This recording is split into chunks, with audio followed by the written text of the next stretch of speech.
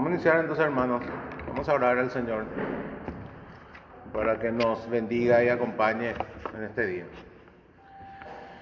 Padre, te damos gracias, oh Señor, una vez más por tu misericordia, por tu favor para con tu pueblo, al permitirnos reunirnos hoy en coinonía, oh Señor, en comunión alrededor de tu palabra, con el fin de glorificar tu nombre por medio de Jesucristo.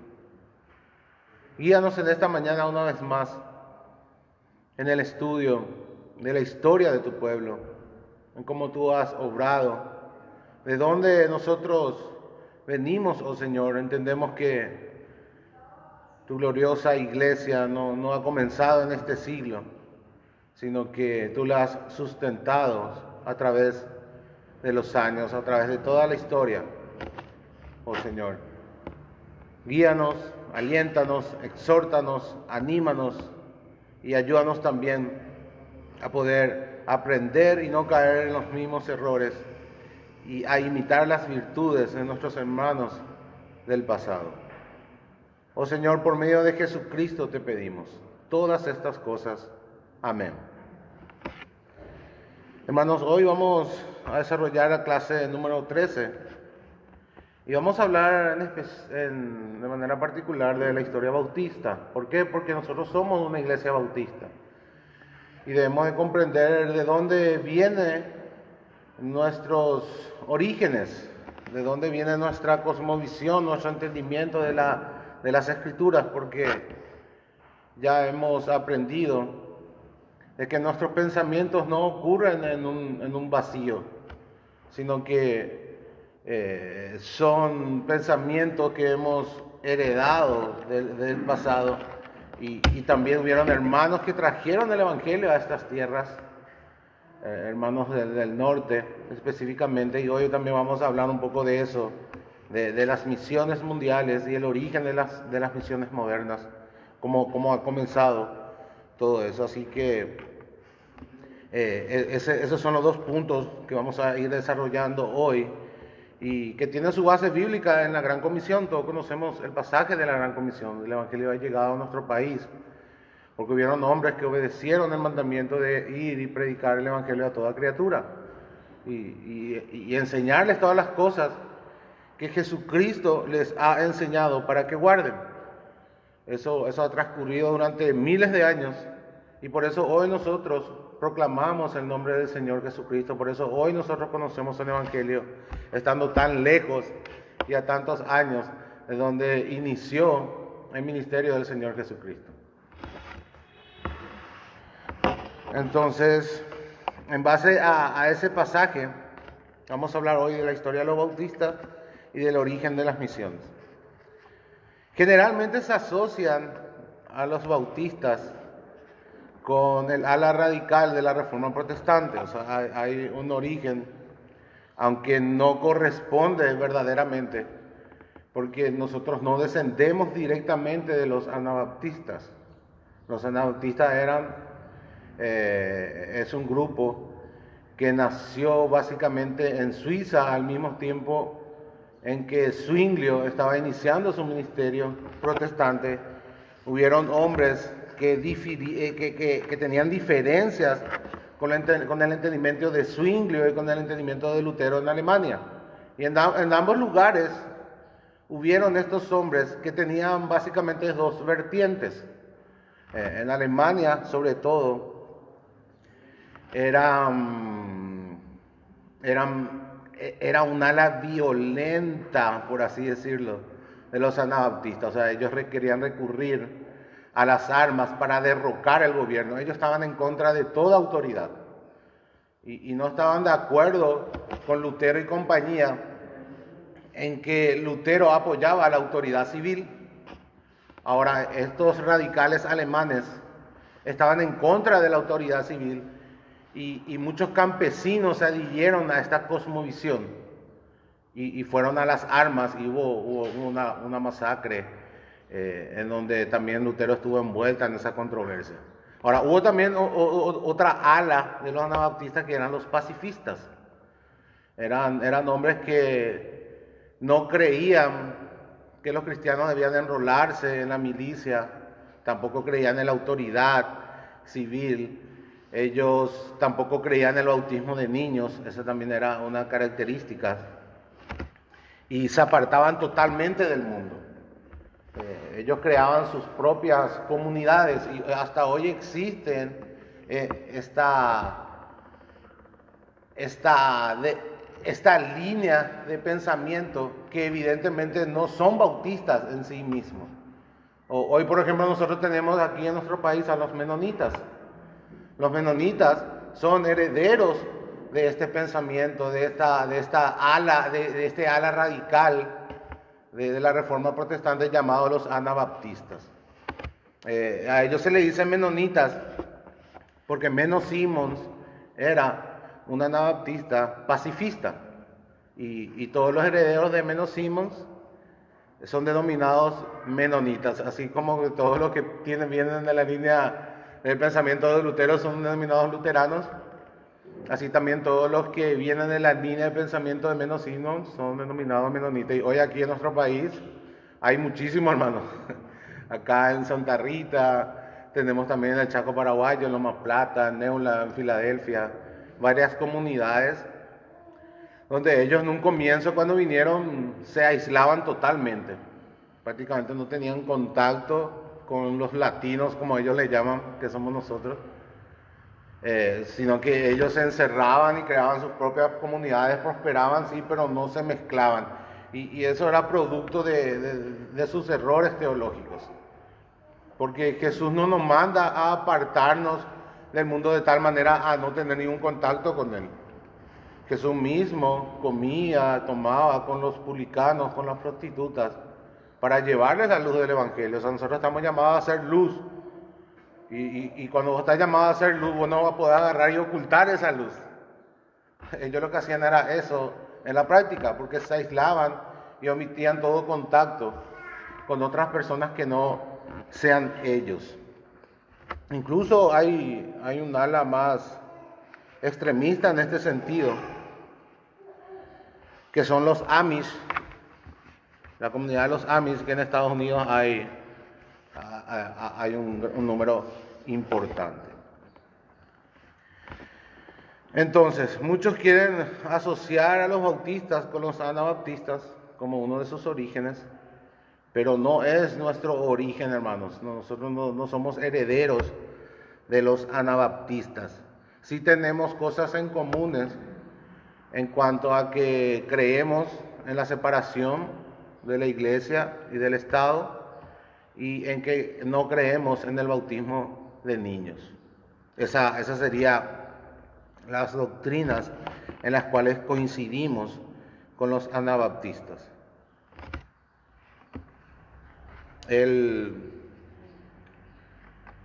Una de las doctrinas más peligrosas de ellos, que afecta toda su teología, es que ellos básicamente niegan la doctrina del pecado original. Y esa es una doctrina cardinal dentro del cristianismo histórico. O sea, yo creo que históricamente la iglesia ha creído en el pecado original. Ahora, ¿por qué ellos llegaron a rechazar esa doctrina? Es más que evidente, ¿verdad? ¿Por qué la iglesia romana bautiza niños? Por el pecado original. Entonces, como queriendo contrarrestar el bautismo de niños, ellos llegaron a una conclusión errada de negar la doctrina del pecado original. Pero esa es una afirmación muy peligrosa que raya la herejía, hermanos, porque era justamente lo que Pelagio negaba. Es la doctrina pelagiana de la negación del pecado original. Es importante que nosotros conozcamos esos defectos, esos errores trascendentales en la teología anabaptista. Por eso decimos que nosotros no somos herederos de los anabaptistas. El otro punto peligroso era que negaba todo tipo de autoridad. O sea, no hay ningún tipo de autoridad, ni estatal, ni nada. Bueno, luego hay un grupo denominado bautistas generales. Los bautistas generales son parecidos a nosotros, pero ellos tienen un entendimiento arminiano de la salvación. Por eso se le llama generales. Bautistas generales es exactamente por la expiación. Ellos creen en una expiación general. La otra línea son los bautistas particulares. Y ese nombre viene al efecto del origen calvinista, por así decirlo, los bautistas ingleses que creían en la expiación particular. Pero vamos a hablar primero de los bautistas generales. Básicamente podemos rastrear su origen hasta un hombre llamado John Smith en 1607. Era un inglés, un ministro inglés que huyó a Ámsterdam, a Holanda, para escapar de la persecución y establecer una iglesia pura. La mayoría de los bautistas ingleses eran anglicanos en un principio, luego se convertían en puritanos, y luego de convertirse en puritanos, se convertían en puritanos bautistas, separatistas. Y al convertirse en bautistas separatistas, eran perseguidos por los anglicanos y por los puritanos. O sea, eran perseguidos también por los protestantes. Porque los puritanos veían a los bautistas como anabaptistas. Y los anabaptistas eran perseguidos también en la Reforma Protestante, tanto por católicos como por protestantes. ¿Recuerdan, hermanos, que vimos eso cuando estudiamos la Reforma? Entonces, no solamente los reformadores luteranos y en Ginebra perseguían a los anabaptistas, sino también los puritanos en Inglaterra. Los anabaptistas no tenían cabida prácticamente en ningún lugar. Esto de nuevo nos trae a recordar de que en realidad no había todavía en ese tiempo libertad religiosa ni libertad de conciencia. ¿Quiénes fueron los primeros que lucharon por la libertad de conciencia? Entre ellos estuvieron los bautistas. O sea, eso es una herencia de los bautistas hasta hoy. La libertad de conciencia, la libertad de culto. Porque uno de los pilares de la doctrina bautista es que el Estado no tiene autoridad sobre la iglesia. El Estado no ejerce autoridad sobre la iglesia. Y que la iglesia no debe tampoco ejercer autoridad sobre el Estado. O sea, hay que separar la iglesia del Estado. Y ese era un entendimiento que no tenían los reformadores y ni siquiera los puritanos. ¿Cómo interpretaban en Romanos 13? ¿Cómo trataban?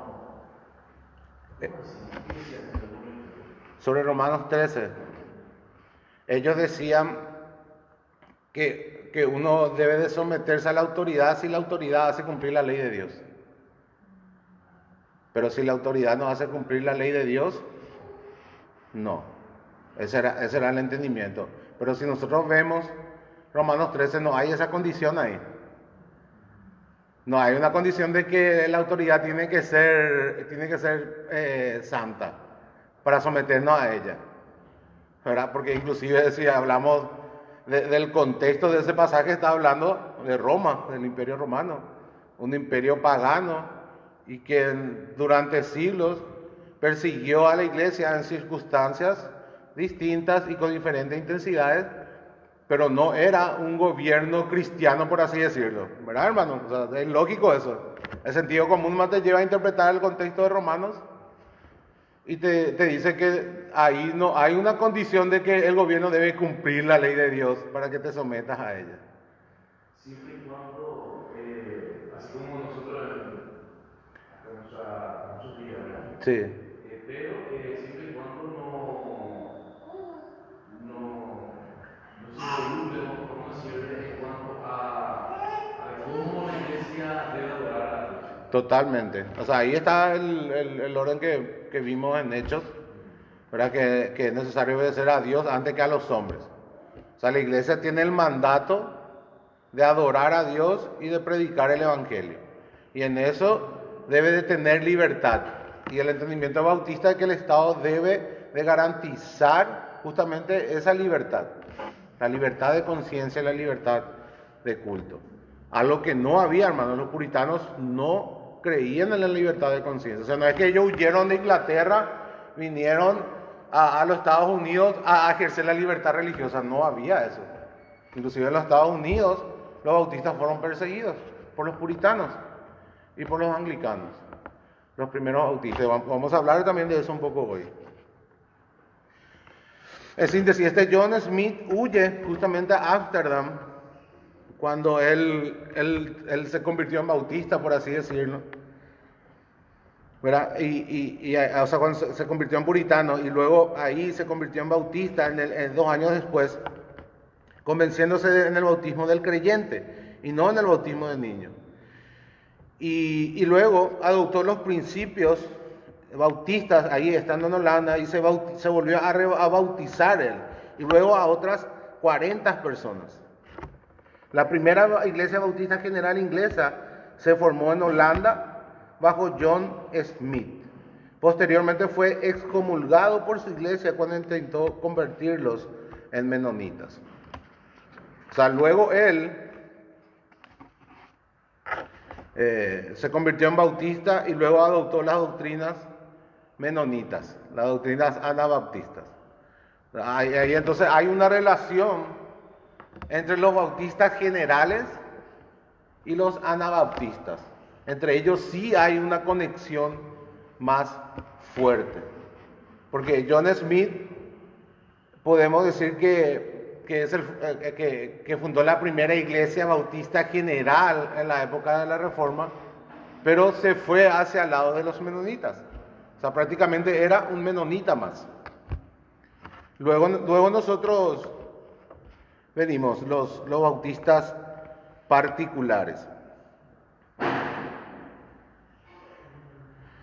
Los bautistas generales, bueno, voy a mencionar también que los bautistas generales, muchos de ellos, muchos herederos de John Smith, vinieron también a los Estados Unidos. Luego venimos nosotros los bautistas particulares, es en esta línea en la cual nosotros cabemos, hermanos. Los bautistas particulares surgieron de una congregación puritana separatista que se había formado en 1616. O sea, en el año 1616 podemos rastrear la primera iglesia bautista particular en Inglaterra. En 1638 los primeros bautistas comenzaron a reunirse y para 1644 7 iglesias bautistas particulares que estaban asociadas emitieron una confesión de fe. Esta es la famosa confesión de fe de Londres de 1644. ¿Verdad? Y con esto también queda muy claro de que no es que los bautistas ingleses agarraron y hicieron un copy-paste o copiado y pegado de la confesión de Westminster y simplemente transformándola en un entendimiento bautista, sino que ellos estaban ya antes, incluso que la confesión de Westminster, porque en el 44 aún no había salido la confesión de Westminster. Y esta confesión ya era, ya reflejaba la doctrina reformada en aquel tiempo. O sea, era una doctrina calvinista reformada bajo un entendimiento bautista del pacto. No podemos reducir la teología bautista solamente a ir a la diferencia directa entre el bautismo de niños y el bautismo de creyentes. Porque el bautismo de niños y el bautismo de creyentes es una consecuencia teológica, es una consecuencia hermenéutica, es una consecuencia de un entendimiento distinto de toda la teología de las Escrituras. O sea, es una diferencia en el entendimiento de la teología del pacto. Es un producto de un entendimiento distinto de la relación del pacto de Abraham con el pacto de Moisés y con el nuevo pacto. Es allí en donde llegamos a la conclusión, nosotros como bautistas particulares, de que el bautismo de niños no es bíblico. Y de que la membresía de la iglesia debe reflejar o debe pertenecer solamente a los verdaderos creyentes. Ahora, evidentemente no va a haber un 100% de precisión, ¿verdad, hermanos? Pero para eso se implementa la disciplina de la iglesia, para poder regular y corregir y mantener una membresía convertida dentro de una iglesia local. Creemos que solamente pertenecen al nuevo pacto aquellos que han nacido de nuevo, porque el nuevo pacto es justamente una expiación particular. O sea, la sangre de Jesús solamente es para sus escogidos, solamente murió por su pueblo, por la iglesia, y por tanto solamente ellos deben formar parte de la membresía de la iglesia local. El entendimiento presbiteriano congregacional de la teología del pacto afirma que los hijos están dentro de ese nuevo pacto, en una condición de no convertidos, entendiendo de que hay una promesa sobre ellos, pero eso verdaderamente no refleja lo que la Biblia enseña. ¿Y qué pasó, por ejemplo, y a los 15 años, 16 años, se va? Y ellos asumieron en principio, ya que nació en una familia cristiana, ya Sí. estaban dentro del pacto. Y no hace profesión de fe. Y nada, se le retira de la membresía. Se le retira de la membresía. No sé específicamente los pasos que siguen. Hasta que no manifiesten otra cosa, son considerados. Sí, pero ellos tienen una membresía mixta. O sea, una persona puede ser miembro sin estar convertido de su iglesia. Ese es el entendimiento presbiteriano y congregacional. Congregacionales ya casi no hay hoy porque después del primer avivamiento, ¿se recuerdan que en Estados Unidos, antes del primer avivamiento que habíamos estudiado de Jonathan Edwards y George Whitefield, la mayoría eran anglicanos y congregacionalistas? Ahora, después del primer avivamiento, ese panorama cambió y los presbiterianos, bautistas y metodistas empezaron a ser mayoría en los Estados Unidos, después del primer gran avivamiento. Ahora, ellos creen en una membresía mixta, entendiendo de que el bautismo es una señal del pacto, así como la circuncisión era una señal del pacto. Para ellos básicamente el bautismo es un seguimiento teológico de la circuncisión, así como los niños en Israel se circuncidaban para pertenecer al pacto. Bajo el nuevo pacto los niños pueden pertenecer a la comunidad del pacto a través del bautismo, pero sin estar convertidos. Ahora, entendemos de que nosotros como bautistas entendemos que hay discontinuidad ahí con el pacto mosaico, porque el nuevo pacto refleja otra realidad. Jesús dice, y Dios dice, yo pondré mi espíritu dentro de ellos, yo le daré un nuevo corazón, yo haré que ande en mis estatutos. Él derramó su sangre solamente por sus escogidos. No pueden formar parte de la iglesia aquellos que no están convertidos. Esa es la gran diferencia que procede de un entendimiento distinto de las relaciones de los pactos. Y no directamente a un entendimiento del bautismo, sino que el bautismo es un producto de un entendimiento distinto de las relaciones de los pactos de Abraham, Moisés y el nuevo pacto. ¿Se entiende, hermano? Entonces es un producto, no una diferencia directa, sino que es una consecuencia de un entendimiento distinto de la teología del pacto, de la teología bíblica y las relaciones de los pactos. También vemos, hermanos, que no es que los bautistas particulares, los bautistas reformados, los bautistas ingleses simplemente copiaron la confesión de Westminster. Había un propósito para usar como base, muchos años después, la confesión de Westminster, y eso lo voy a explicar. Pero en este tiempo, en 1644, ya había 7 iglesias establecidas en Inglaterra que se juntaron y escribieron una confesión de fe. Ellos fueron perseguidos durante todo ese tiempo, hasta la ley de tolerancia, que justamente salió en 1689, en donde en Inglaterra hubo libertad de culto. Ya se dejó de perseguir a todos aquellos que no eran puritanos. Porque cuando eso también hubo una revolución en Inglaterra, en donde puritanos y anglicanos pelearon, y los puritanos ganaron por un tiempo, luego otra vez los anglicanos recuperaron el gobierno de Inglaterra y evitaron que la iglesia de Inglaterra se reforme totalmente. O sea, no, la iglesia de Inglaterra nunca llegó a reformarse totalmente según la confesión de Westminster. Por eso hoy la iglesia oficial de Inglaterra es la iglesia anglicana. ¿Quiénes son los que adoptaron la confesión de Westminster y transformaron toda su iglesia?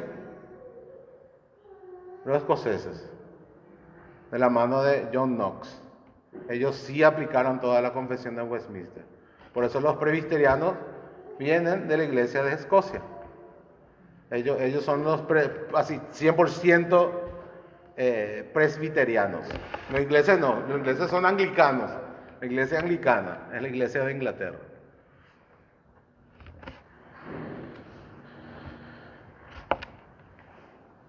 Los bautistas particulares, entonces también vienen de Inglaterra, vienen también de los puritanos, son separatistas, se separaron de la iglesia, creían en una reforma total, creían que la iglesia anglicana no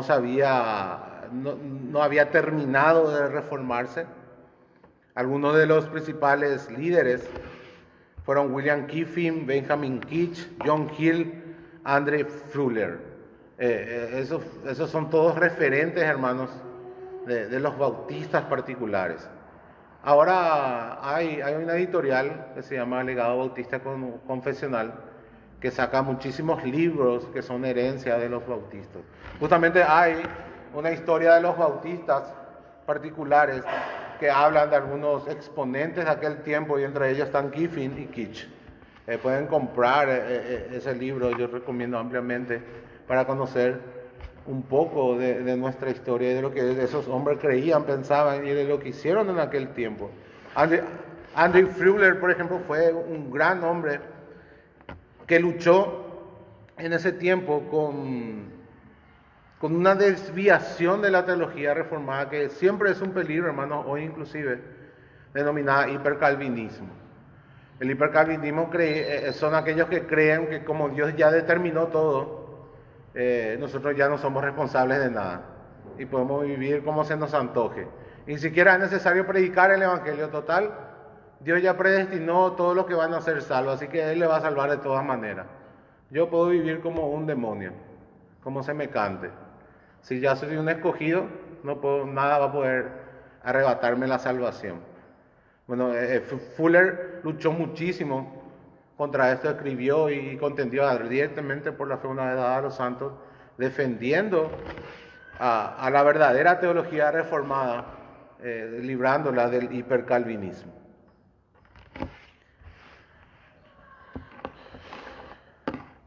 Hubo dos hombres a quienes Dios utilizó poderosamente,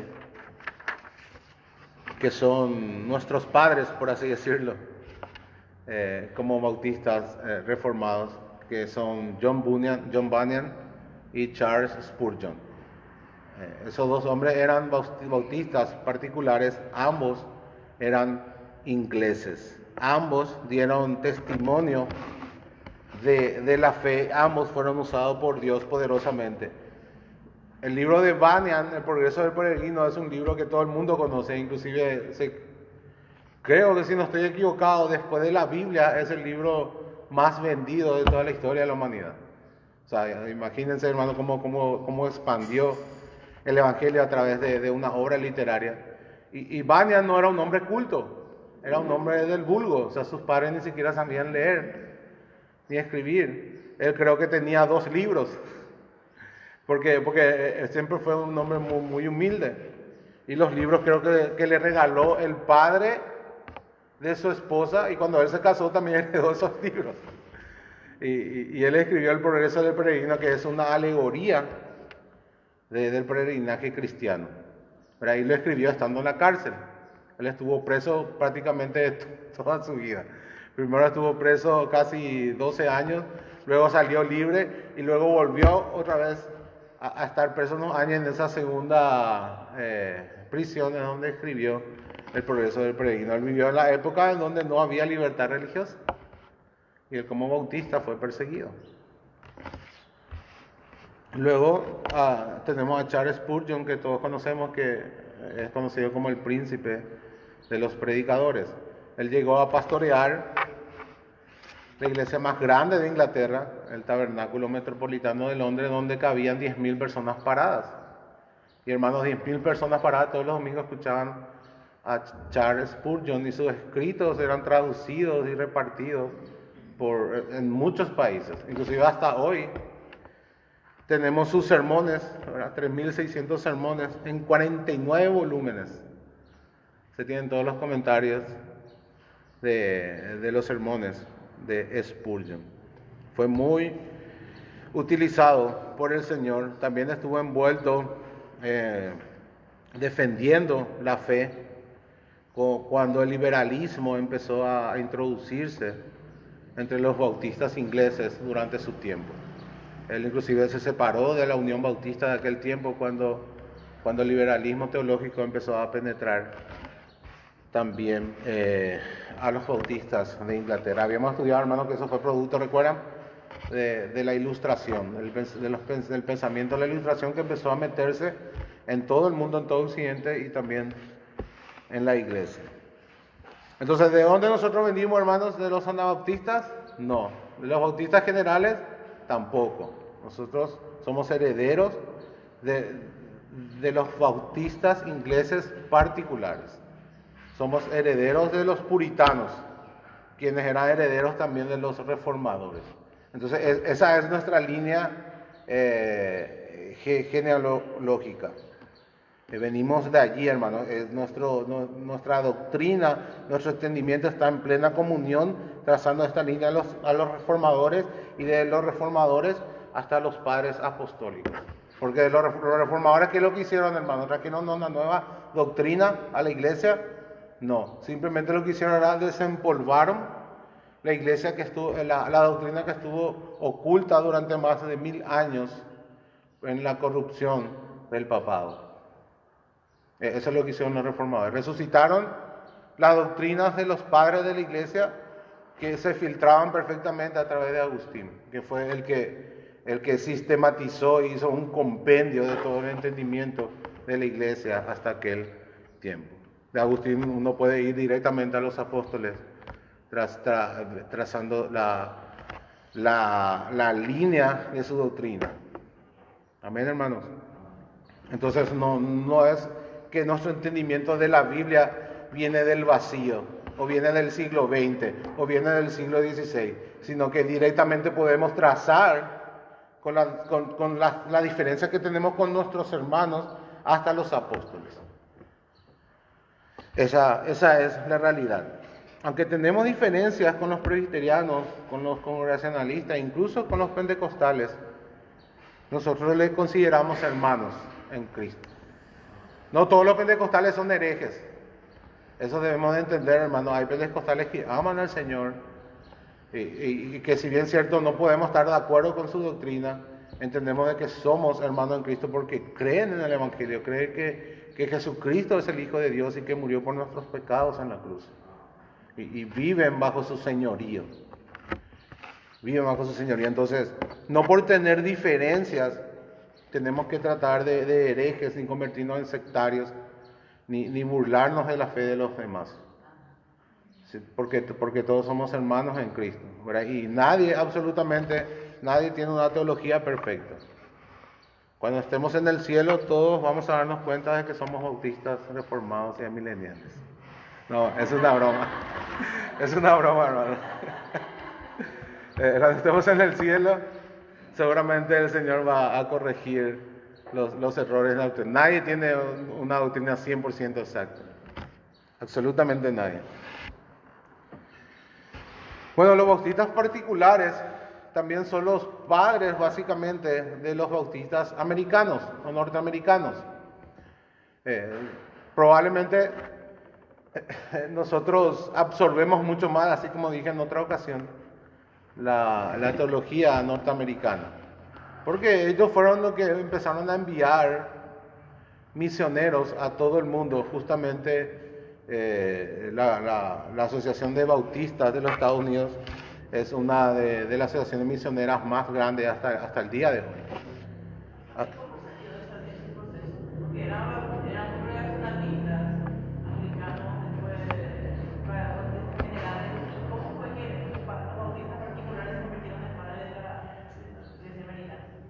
No es en pares, sino que los bautistas fueron lo que llevaron o lo que fueron más fervientes en las misiones.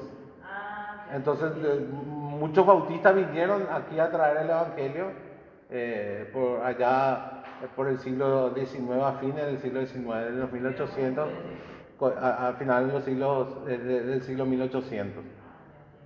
Antes de eso nosotros no sabíamos nada de la Reforma Protestante, porque los que vinieron aquí eran piratas españoles.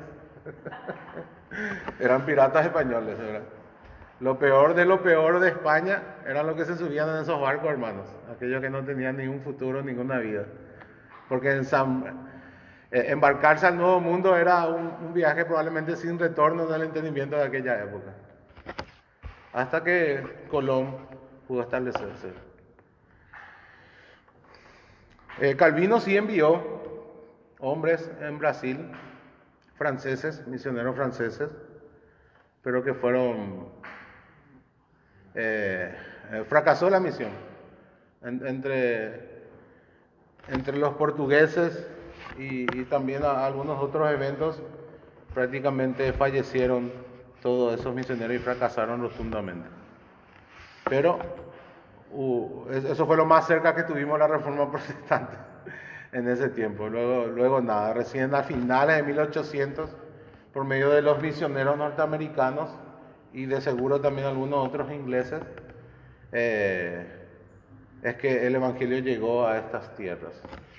Pero Dios mediante voy a preparar algo de eso para la siguiente clase, para hablar sobre ese tema. Bueno, nos quedamos ahora en los bautistas estadounidenses. Roger Williams estableció la primera iglesia bautista en los Estados Unidos en 1639, hermanos. 1639. Inclusive antes del año 1644, que fue la primera confesión bautista en Inglaterra. Él era un ministro anglicano, estudió en Cambridge, se convirtió en puritano y llegó a la bahía de Massachusetts, donde estaban los puritanos, en 1631. Allí él comenzó a tener diferencia, argumentando que los puritanos no tenían derecho a las tierras de los indios. Esa fue su primera gran diferencia. Luego sentía que estaba mal o no estaba de acuerdo en que los magistrados hicieran cumplir la asistencia de la iglesia y también los deberes espirituales. O sea, fíjense, hermano, cómo vivían ellos. Si vos no asistías en la iglesia, el Estado podía intervenir, pues hasta podía meterte preso. Imagínense, aplicamos eso ahora. Por no venir a la iglesia te va preso. Así era, hermano, en aquel tiempo.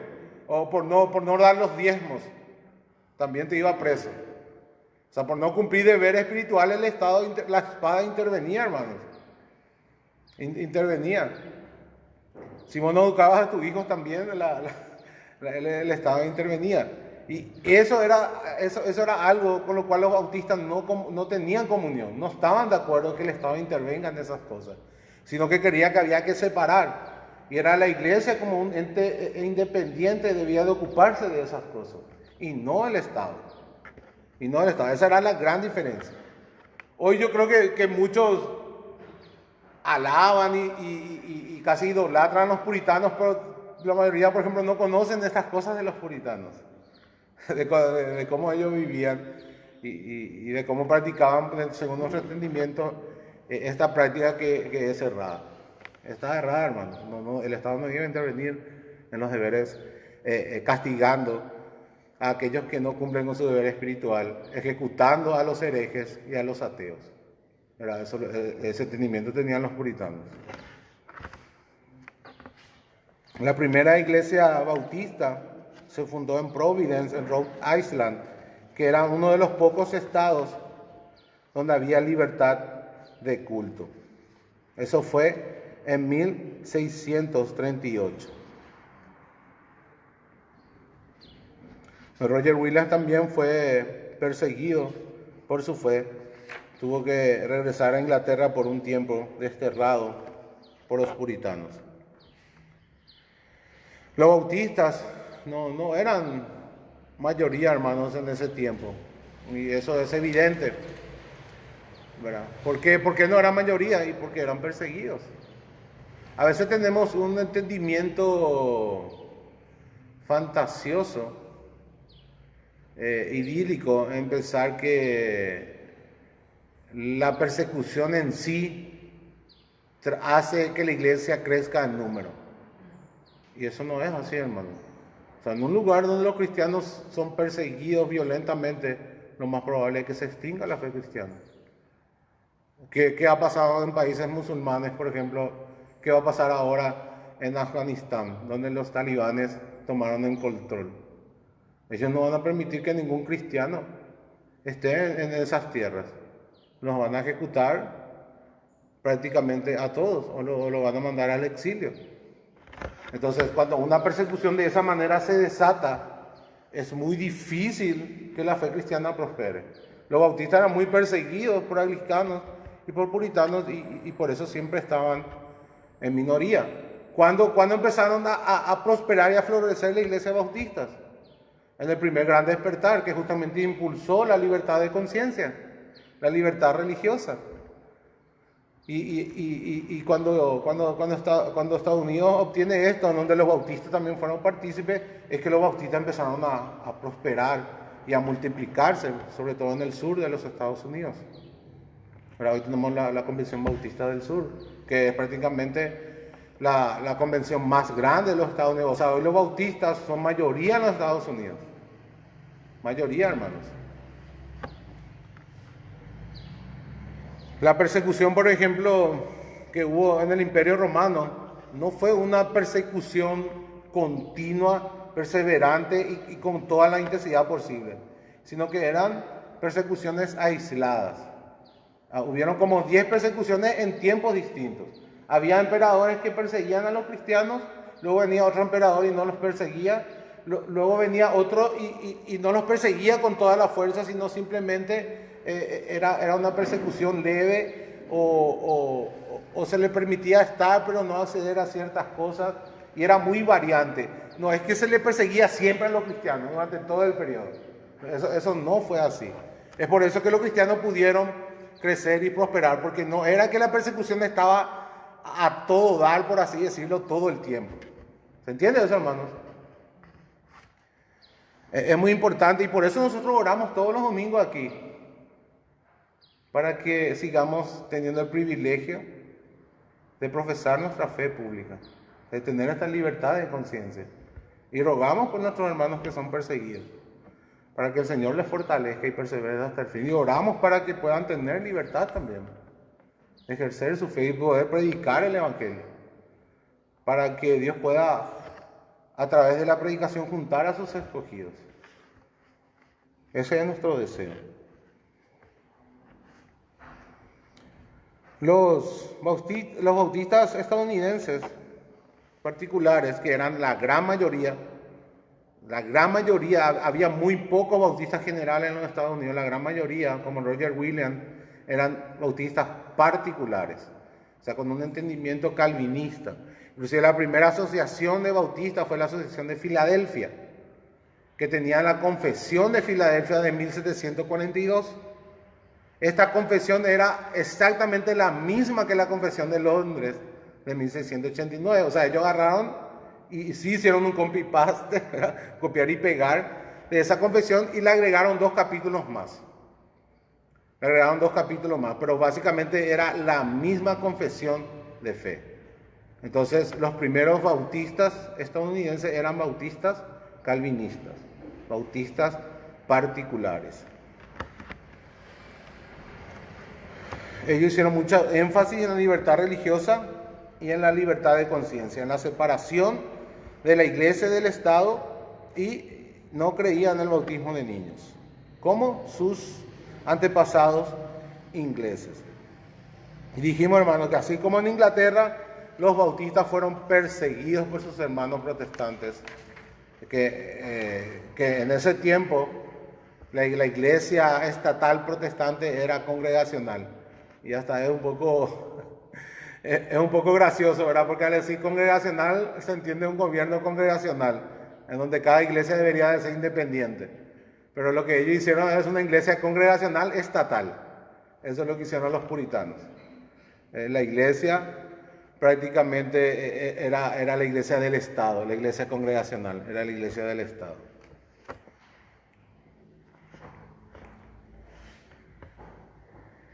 Esa es básicamente la historia de los bautistas americanos o estadounidenses. Las confesiones bautistas, vamos a hablar un poco de las confesiones bautistas. En aquel tiempo muchos acusaban a los bautistas de afirmar de que no existe ningún credo, sino que solo la Biblia. O sea, que los bautistas afirmaban eso, que negaban las confesiones. Hoy inclusive hay un poco todavía de ese pensamiento, de creer que nosotros los bautistas no creemos en las confesiones de fe, o no vemos la utilidad de las confesiones de fe, y eso no es así, hermanos, porque hemos citado en lo que estuve hablando hasta hoy varias confesiones de fe. Citamos la confesión de Londres de 1644, la confesión de Londres de 1689, y citamos también la confesión de Filadelfia, la confesión norteamericana de 1742.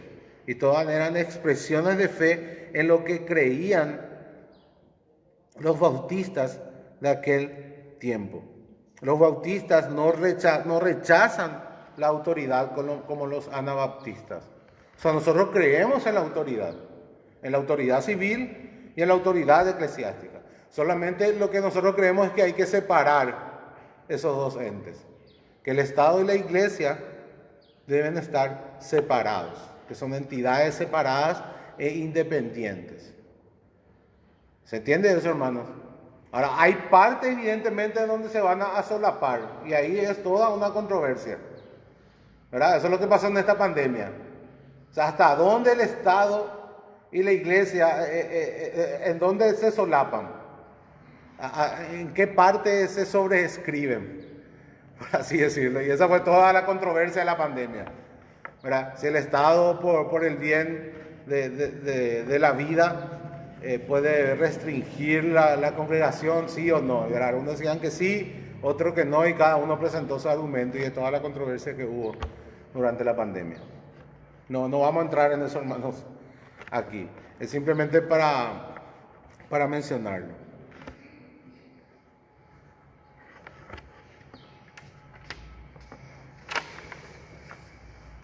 ¿Para qué sirven las confesiones de fe? ¿Alguien tiene una idea?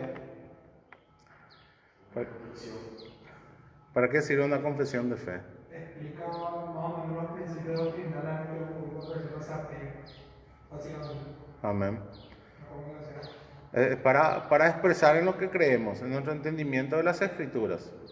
Todo el mundo tiene una confesión de fe, ¿verdad? O sea, decir, no, yo no tengo confesión de fe, yo solamente solamente en Jesús, ahí estoy haciendo una confesión de fe. ¿Cuál es tu confesión de fe? Y que estás creyendo solamente en Jesús. Esa es una confesión de fe en sí mismo. Entonces todo el mundo tiene una confesión de fe. Ahora nosotros de manera voluntaria e intencional debemos de sistematizar en lo que creemos y ajustar en lo que creemos según las Escrituras. Y ese, hermano, no es un trabajo que ocurre tampoco en el vacío. La interpretación de la Biblia, en un sentido, es la interpretación de la Iglesia. Esa es una media verdad de la Iglesia católica. La Iglesia es la encargada de interpretar las Escrituras, porque la Iglesia somos nosotros. ¿Se entiende, hermano? Nosotros somos la Iglesia. Y la Iglesia ha interpretado a lo largo de los años la Biblia. O sea, no vengas a pensar ahora que vos sos el iluminado del siglo XXI y que el Espíritu Santo te va a revelar grandes cosas que absolutamente a nadie en 2000 años Dios le reveló. ¿Se entiende? Parece muy espiritual, no, yo, mi Biblia y el Espíritu Santo, pero es una arrogancia. Es arrogancia, es orgullo, soberbia. Porque, hermano, hace 2000 años que Dios está sustentando tu iglesia. Jesús dijo, yo estaré con ustedes todos los días hasta el fin del mundo. O sea, entonces, ¿creemos que Jesús mintió y no estuvo con la iglesia en 2000 años? que nos ha dado hombres con mucho más dones y talento que nosotros, hermanos, de seguro. Es que ahí es donde entramos control en el tema de la razón. Porque o sea, muchos evangélicos hoy en día, lo único que saben decir es gloria a Dios, aleluya. Sí, Y no saben ni de qué temas trata la Biblia, no conocen la historia de dónde viene, y después pasan un mal testimonio al mundo y nos meten a todos en la misma bolsa. totalmente. Yo, por ejemplo, tengo una jefa que es muy intelectual, y la vez pasada me tocó así hablarle, y yo tuve que hablarle de toda la teología bíblica, y después le dije, y ella justamente me dijo, pero los bíblicos son así, así, así. Y ahí le tuve que explicar que así como cualquier profesional estudia para una materia y no viene del vacío nomás a hacer cualquier cosa, los cristianos tampoco nosotros venimos del vacío y venimos a decir cualquier cosa lo que nos parece nomás. Hay personas así, pero nosotros no creemos en eso. Claro. Y le dije, incluso el pastor de mi iglesia está haciendo una maestría en un seminario de Estados Unidos. ¿Por qué? Porque nuestra iglesia toma seriamente lo que es la palabra de Dios y entendemos que es necesario manejar, así como un doctor se profesionaliza en su materia, los pastores también tienen que estar haciendo lo mismo, porque es algo muy serio la palabra de Dios. Cualquier mala interpretación destruye toda la fe de una iglesia. Y me dijo, es la primera persona que me convence. Ahora sí entiendo, vos sí me convenciste, vos no me viniste a decir no actuaste fanáticamente y estúpidamente, porque muchos cristianos, muchos evangélicos quieren tratarnos estúpidamente. Vienen a hablarnos de fanatismo y no nos explican, no llegan a mi razón, me dijo. Claro. Y eso justamente, porque a mí me sirvió mucho la historia de la iglesia, porque ahí también le conté de dónde viene, por ejemplo, la división de los poderes del Estado de Juan Calvino y todo, y ellos se quedan impresionados. ¿Y cuánta iglesia como esa hay en Paraguay? Porque yo toda la iglesia evangélica que conozco no son así. Amén. Claro, nosotros no podemos negar el uso de la razón. O sea, nuestra fe es totalmente razonable. Nuestra fe totalmente está bajo los principios de la lógica y de una comunicación clara a través de un lenguaje. O si no, ¿cómo vamos a predicar el evangelio? Si no hay lógica y no hay explicación a través de un lenguaje. Bueno, entonces debemos de ser capaces de hacer eso. Y la iglesia ha hecho eso. Vimos que fue la iglesia, la Reforma Protestante, que impulsó las letras, el estudio de las letras, de las artes, de la ciencia moderna. Sí, todo eso lo expliqué. Y ella quedó que Harvard, por ejemplo, fue fundado por los cristianos. Ella, ¿qué? O sea, nadie conoce Sí. esa historia, por ejemplo. Totalmente. Por eso es necesario, hermanos, que recuperemos nuestra herencia. Por eso es importante estudiar la historia de la iglesia. Amén. Hemos visto las confesiones. Entonces las confesiones sirven para expresar de manera ordenada y para poder comunicar justamente a los demás en lo que nosotros creemos. O sea, ¿en qué creemos nosotros como iglesia? Y poder leer la Confesión de Londres. Nosotros no adherimos a la Confesión de Londres así tal cual está, en todos sus capítulos. Bueno, en todos sus capítulos. Sí podemos explicar algunas afirmaciones quizás un poco más complicadas, como que el Papa es el anticristo y demás cosas. Eso podemos explicar el entendimiento del que los reformadores tenían en aquel tiempo, y que el Papa sí es un tipo de anticristo, no es el anticristo, pero es un tipo de anticristo, que hay muchos y ya está activo el ministerio de la iniquidad, incluso en tiempos de Pablo, ¿verdad? Y Juan dice de que iba a haber muchos anticristos. Ahora, no es el anticristo, pero sí es un anticristo, porque toma el lugar de Dios. Anticristo es alguien que toma el lugar de Dios. Y el Papa toma el lugar de Dios en la tierra, una autoridad que no le pertenece.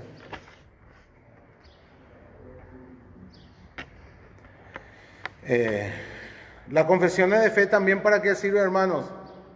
Sirven como barandas, como protectores. Nos dice cuáles son los límites a los cuales nosotros podemos llegar en cuanto a doctrina. No podemos atravesar esos límites porque si atravesamos esos límites nos vamos al error y podemos caer en la herejía. Eso es lo que históricamente han hecho las confesiones, es lo que históricamente han hecho los credos. O sea, ¿por qué se estableció el credo de Nicea? Para establecer un límite, hermanos, un límite de la doctrina cristiana en aquel tiempo.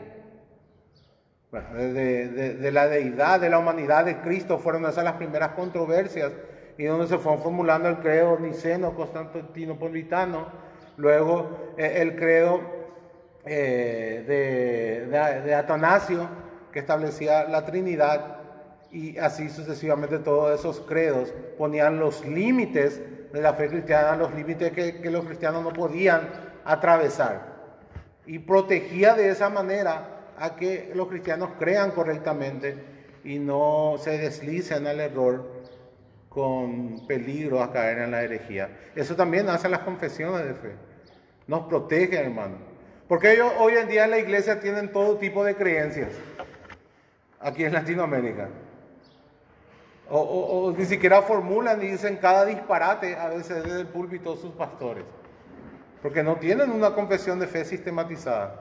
O sea, ellos tienen una confesión de fe porque en algo creen, pero no la han ordenado y sistematizado para proteger la doctrina de la iglesia. Si nosotros hoy, ponerle aquí, hay un pastor bíblico, hay un pastor que tiene una teología sana y predica, pero no deja a la iglesia con una confesión de fe clara y sana, el día en que ese pastor no esté, ¿qué va a pasar? Va a venir otra persona. Esa persona puede no tener una teología sana ni correcta. Y si no hay una confesión de fe que proteja a la iglesia, toda la iglesia va a estar a merced de ese pastor que puede ser un hereje. Es el segundo pastor. ¿Se entiende, hermano? Entonces, de esa manera la confesión de fe trasciende a las personas y protege a la iglesia en el transcurrir del tiempo. Ese es un producto también de la confesión de fe. La confesión de Filadelfia en los Estados Unidos fue evolucionando de tal manera que en 1833 pasó a ser la confesión de fe de New Hampshire, y hoy día revisada y adoptada es el mensaje y fe bautista del año 2000. Es hasta allí donde evolucionó la confesión de fe de Filadelfia en los Estados Unidos. Fue evolucionando, fue revisándose, adaptándose hasta llegar hoy a su última revisión del mensaje y fe bautista 2000. Todos los bautistas de la confesión, de la Convención Bautista del Sur en los Estados Unidos creen y tienen esa confesión de fe que tiene una raíz claramente calvinista y particular. Inclusive hoy, luego de que los bautistas del sur ganaron la batalla contra el liberalismo teológico hace unas décadas atrás, hoy hay un resurgir en los Estados Unidos de un entendimiento particular de la doctrina, de una teología reformada. Tanto es así que el presidente del seminario, de los seminarios que están asociados a la convención, la mayoría de ellos hoy son calvinistas. Por ejemplo, Albert Mohler limpió el Seminario Bautista del Sur, que es el seminario más grande de los Estados Unidos, a obligar a todos los profesores que firmen el estatuto fundacional del seminario, que es un estatuto que se aferra a una doctrina reformada, a una doctrina bautista particular. Y los teólogos liberales no quisieron firmar ese documento, entonces fueron expulsados del seminario. Y hoy todos los profesores del seminario son calvinistas. Son calvinistas, el Seminario Bautista del Sur. O sea, hubo una limpieza en ese sentido y se libró de caer en el liberalismo teológico en los cuales cayeron los grandes seminarios de Estados Unidos. Como por ejemplo el seminario de Princeton. Habíamos estudiado a los grandes teólogos de Princeton anteriormente en nuestras clases. Ese seminario hoy es un seminario liberal. El seminario de Yale hoy es un seminario liberal. El seminario de Harvard hoy es un seminario liberal. O sea, de las grandes facultades que tenían raíces cristianas, hoy son seminarios liberales. Seminarios liberales.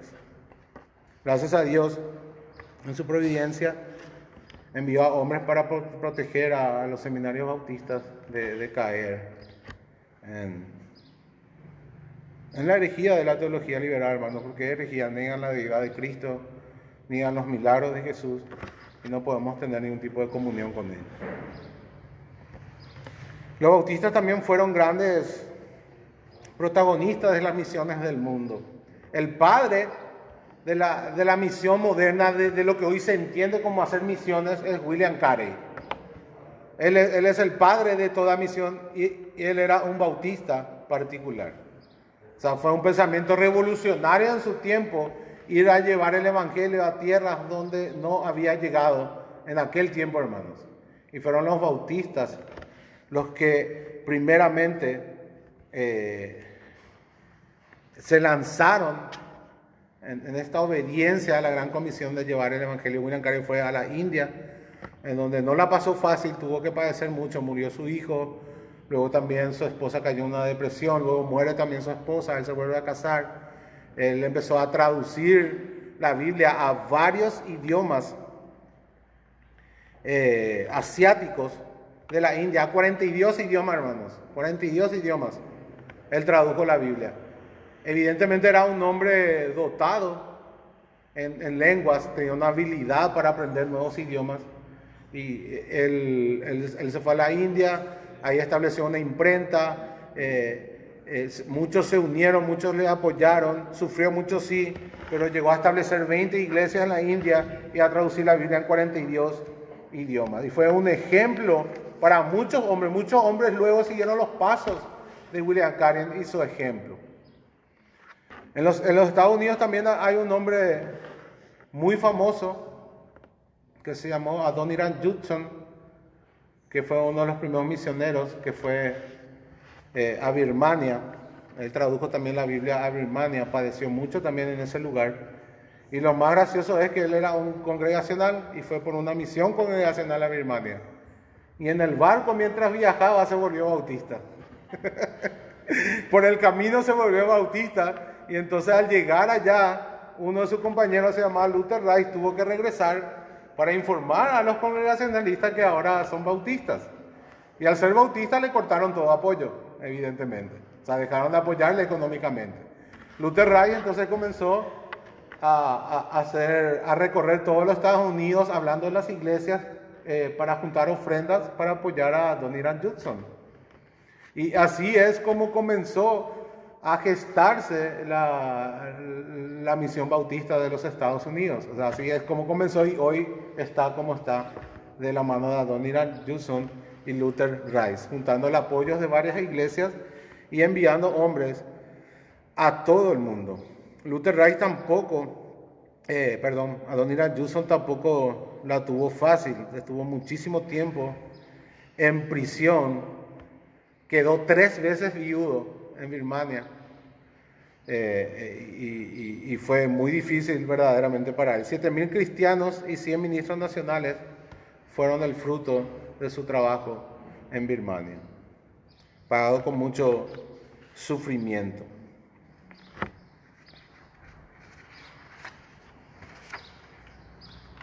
Esta es la historia de los bautistas.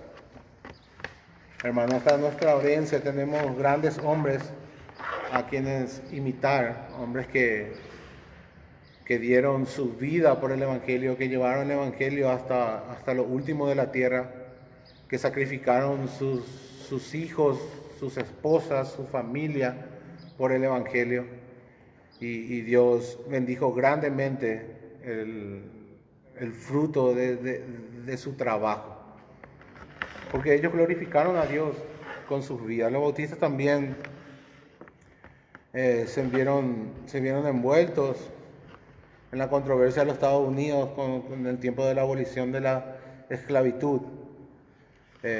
Si bien es cierto, los bautistas buscaban la igualdad y eran democráticos, hubo iglesias y líderes bautistas que no glorificaron a Dios en ese sentido en los Estados Unidos y que apoyaron la esclavitud por intereses económicos.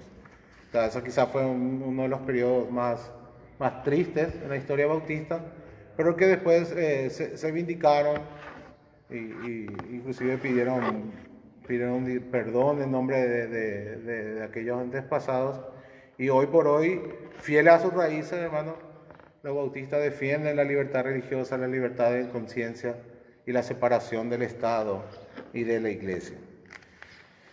Quiero terminar leyendo una carta de Andrew Fuller que envió a William Carey. Dice: a menudo podría haber presentado quejas similares a cambios, pero oremos el uno por el otro y fortalezcamos las manos en el Señor. Es maravilloso que Dios haga algo por pecadores tan pobres y humildes como nosotros. Sin embargo, una cosa se evidencia en ello: la obra es completamente suya, y si finalmente llegamos al reino de Dios, debe ser por su gran gracia.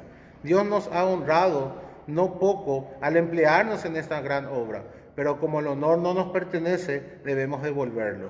Las coronas no parecen encajar en nuestras cabezas, por tanto, deben ser arrojadas a los pies de Jesús. Amén. Vamos a orar. Padre, gracias, Señor, por este tiempo que nos has regalado en esta mañana a poder, de manera superficial, Señor, pero viendo tu gloria en lo que tú has hecho en nuestros antepasados, en nuestros padres, en nuestros orígenes bautistas, en cómo tú has usado a grandes hombres de Dios, cómo tú has usado a estas personas para traer no solamente un bien a tu iglesia, sino un bien a la comunidad occidental, como los bautistas fueron usados por ti, Señor, para traer la libertad de culto, la libertad de conciencia, para establecer un estado de derecho real, en donde cada hombre es libre de profesar su fe según el entendimiento que tú les das, en donde cada hombre viene a los pies de Jesús,